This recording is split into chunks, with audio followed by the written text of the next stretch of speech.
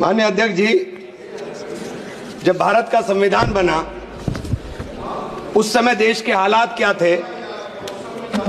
आर्थिक हालात उस समय ये थे कि हम घरेलू सकल उत्पाद का जीडीपी केवल 2.7 लाख करोड़ यानी 794 रुपए प्रति व्यक्ति था।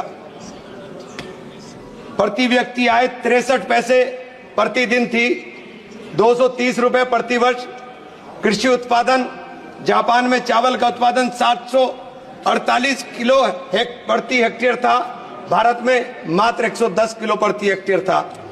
खाद्यान्न संकट था और गंभीर खाद्यान्न संकट मद्रास में चक्रवात ने और बढ़ा दिया था। उस हालात में जब हमें पूरे विश्व में कहीं से कोई मदद करने को तैयार नहीं था, उस समय शोषणकारी सामाजिक व्यवस्था इस देश के अंदर लागू थी, जहां जमींदारी, रैयतवारी, मालवारी ऐसी व्यवस्थाएं थी जो श्रमिकों का और किसानों का संसाधन और उत्पादन पे दोनों पर अधिकार नहीं छोड़ती थी। ऐसी 1947 में भारत की अर्थव्यवस्था मूल्यह्रास अर्थव्यवस्था थी। उत्पादन में बहुत सारे कारकों का उपयोग उत्पादन व्यवस्था को कमजोर बनाता था और हालात ये थे, उद्योग स्थापित नहीं होते। 1947 में भारत की विकास दर मात्र 1% सालाना थी। सीमित जीवन की संभावनाएं देश के अंदर थी। कुल मृत्यु दर प्रति 18 प्रति हजार थी और शिशु मृत्यु दर 218 प्रति हजार, यानी 1000 बच्चों में से 218 बच्चे जन्म लेते ही मर जाते थे। न्यूनतम श्रम मूल्य था। मान्यवर, मैं ये बातें आपको इसलिए याद दिला रहा हूं, और देश का विभाजन हो रहा था, चारों तरफ नफरत का माहौल था, लेकिन उस वक्त भी अहिंसा की बात, प्रेम की बात और भारत के धर्मनिरपेक्ष स्वरूप की बात करने का काम संविधान सभा में हो रहा था। ये बातें मैं इसलिए याद दिला रहा हूं कि 70 साल में हमने क्या किया। मैं आप जो यहाँ खड़े हो, ये पंडित जवाहरलाल नेहरू की नीतियां थी कि हम देश को यहाँ लेकर के आए। पंडित जवाहरलाल नेहरू की नीतियां थी कि देश के अंदर इतने संसाधनों का विकास हुआ। ये बातें मैंने आपको इसलिए बताई कि बार बार कहा जाता है कि उनका योगदान क्या था। ये उनका योगदान था, ये उनका ही ब्लूप्रिंट था कि हमने देश के अंदर हरित क्रांति लाए। देश के अंदर हमने किसानों को आगे बढ़ाने के लिए, औद्योगों को आगे बढ़ाने के लिए, लोगों को रोजगार देने के लिए एक नया ब्लूप्रिंट तैयार किया। नहरें बनाई, बागड़ा नागल डैम बनाया, वो तमाम चीजें सिंचाई की व्यवस्था थी। और ये उस हालात में थी जबकि हमारी आर्थिक स्थिति देश की बहुत कमजोर थी। मान्यवर, इस संविधान को जब बनाया गया तो संविधान को प्रस्तुत करते हुए बाबा साहेब भीमराव अम्बेडकर ने कहा था कि ये एक सामाजिक परिवर्तन का माध्यम है। उनकी दृष्टि में केवल कानूनी दस्तावेज नहीं बल्कि एक नैतिक प्रतिज्ञा है जो में न्याय, समानता, स्वतंत्रता, बंधुत्व के सिद्धांत से जोड़ती है। आज इस पवित्र ग्रंथ के संरक्षक के रूप में हमें अपने इन आदर्शों के प्रति अपने संकल्प को दोहराना चाहिए।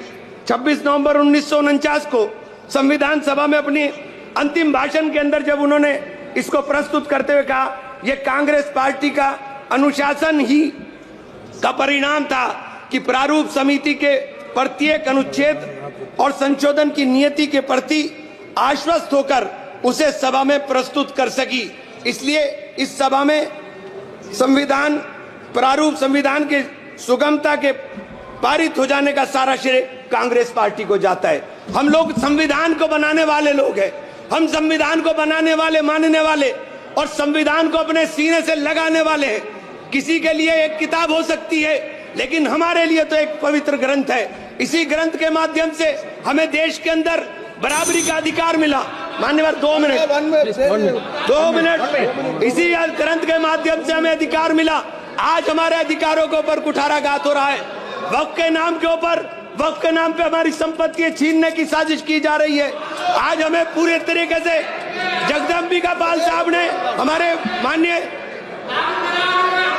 नहीं, अभी बैठो, सुनना भी रखो। वक्फ के नाम के ऊपर हमारी प्रॉपर्टी छीनने की साजिश की जा रही है। वक्फ कानून ला करके सारी प्रॉपर्टी हड़पना चाहते हैं। आज पूरे देश के अंदर एक नफरत का माहौल हमारे खिलाफ खड़ा किया जा रहा है। संभल की घटना हो या बहराइच की घटना हो, आज देश में मुसलमान की स्थिति हो गई कि घर में रहेगा तो दंगाई मारेंगे और बाहर निकलेगा तो पुलिस मारेगी। साथ मैं आपसे कहना चाहता हूं, बस बहराइच में यही हुआ, संभल में यही हुआ, आज सीधे गोली मारी जाती है। हमारी जान की कीमत आज समझने को कोई तैयार नहीं। मैं आपसे कहना चाहता हूं मान्यवर कि आज जिस प्रकार से इन तमाम संवैधानिक संस्थाओं का दुरुपयोग हो रहा है, एक सबसे बड़ा उदाहरण मनोज परमार नाम का आदमी जो कारोबारी था, उसके बच्चों ने राहुल जी को उनकी यात्रा के अंदर भारत जोड़ो यात्रा में गुल्लक दी, उसके घर पर ईडी की रेड हुई, उसने सुसाइड किया, अपनी पत्नी के साथ सुसाइड किया और सुसाइड नोट में लिखा कि ईडी के अधिकारी ने उसके कंधे पर पैर रखकर कहा कि तुम भाजपा ज्वाइन कर लो, प्लीज तुम भाजपा ज्वाइन कर लो। मैं कंक्लूड कर रहा हूं सर, तुम भाजपा ज्वाइन कर लो, तुम्हारी जान बच जाएगी। आज ईडी और सीबीआई का इस्तेमाल हमें डराने के लिए होगा, आज ईडी और सीबीआई का इस्तेमाल इन तमाम आवाजों को चुप करने के लिए होगा। ये संविधान के इस पावन मौके पर जब हम संविधान के पर चर्चा कर रहे हैं तो हम इस संविधान की चर्चा में कहना चाहता हूं कि संविधान, मान्यवर माइक बंद हो गया, एक मिनट कंक्लूड, एक मिनट करो बात करो। मैं आपसे कहना चाहता हूं कि हम संविधान को अगर अंगीकार करने की बात कर रहे हैं, हम देश के अंदर अगर संविधान के रक्षक के रूप में ये पूरा का पूरा सदन क्रॉस द पार्टीज खड़ा हुआ है, तो मैं आपसे कहना चाहता हूं कि आज आपने, क्योंकि मुझे हमारे आपसे इजाजत चाहता हूं माननीय, धन्यवाद। Thank you. प्रिया सरोज, सबसे यंगेस्ट